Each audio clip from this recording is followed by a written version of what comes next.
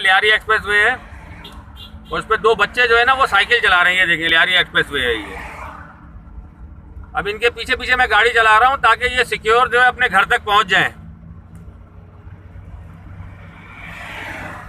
अब अंदाजा करें ये कितने छोटे बच्चे हैं। इनके माँ बाप की लापरवाही देखें। यहाँ पर 100-120 किलोमीटर के हिसाब से गाड़ियां चलती हैं। देखें ये आप, ये लियारी एक्सप्रेस वे, ये छोटे छोटे बच्चे हैं। ये खुदा के लिए वालिदैन जो है अपने बच्चों का ख्याल रखें। ये अंदाजा करें, देखें आप। और मोटरवे पुलिस से भी मैं रिक्वेस्ट करता हूं कि वो जो है ऐसे बच्चों पे नजर रखे।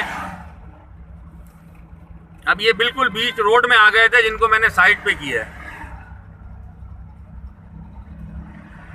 लियारी एक्सप्रेस वे पे है और ये वालिदैन जो है ना इनकी नाअहली है। ये देखें ये कट से जो है ये अंदर जा रहे हैं अपने इलाके में।